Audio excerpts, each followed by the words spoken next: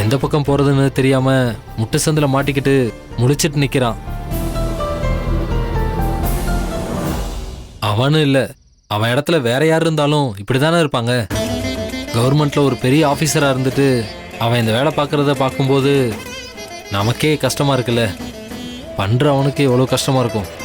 அதனால மச்சானை பார்த்து பக்குவமா பேசி அவன் இந்த வேலையை பண்ணாம தடுத்து நிறுத்திடுங்க சிஸ்டர். அண்ணா சரிண்ணே, நானே இந்த முடிவுல தான் இருந்தேன். இப்போ நீங்களே சொல்லிட்டீங்கல்ல, நான் பாத்துக்கிறேண்ணே. சரிங்க சிஸ்டர், இதை நீங்க மச்சானோட மனசை எந்த விதத்துலையும் சங்கடப்படுத்தாம செஞ்சு முடிச்சிருங்க. இதை நான் பிரபுவோட ஃப்ரெண்டா சொல்லல, ஆதிரியோட பிரதரா சொல்றேன். உங்களுக்கு புரியும்னு நினைக்கிறேன். புரியுதுண்ணே. சரிங்க சிஸ்டர், நான் கிளம்புறேன். சரிண்ணே.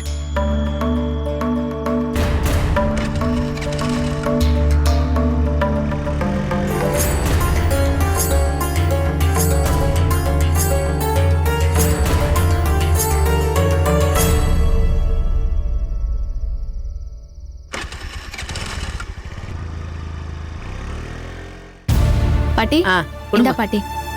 அடியே, நான் சுடு தண்ணி கேட்டேன்டி. சரி, நான் சுடு தண்ணி எடுத்துட்டு வரேன் கூட. சரி பரவாயில்ல, நீ போ. சரி பாட்டி. ஏமா லேட்டு? ஒரு முக்கியமான கிளையண்ட பார்க்க போயிருந்தோம் பாட்டி, அதான் லேட் ஆயிடுச்சு. சரிம்மா. எங்க நைட்டுக்கு என்ன டிஃபன் வேணும்? உங்களுக்கு என்ன பண்றதுங்க? என்ன இவன் ஆத்திர கேக்குறதுக்கு வாயை திறக்காம உட்காந்துருக்கான்? அப்ப ஏதாவது பிரச்சனையா இருக்குமா? அப்ப நமக்கு ஜாலி தான்ப்பா. எங்க கேக்குறேன்ல, சொல்லுங்க. நீ ஏதோ பண்ண ஆதிர. எங்க இருங்க, இன்னொரு முக்கியமான விஷயம் சொல்லுங்க. சாமி சொன்ன சப்ஜெக்ட்டுக்கு ஆதரை வந்துட்டா.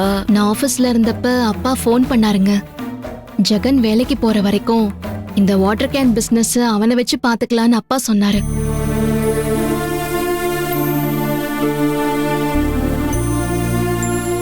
நாளைக்கு காலையில ஜெகன் வந்தா லோடு கேனையும் காலி கேனையும் அவன்கிட்ட மொத்தமா கொடுத்துடலாம். என்ன சொல்றீங்க?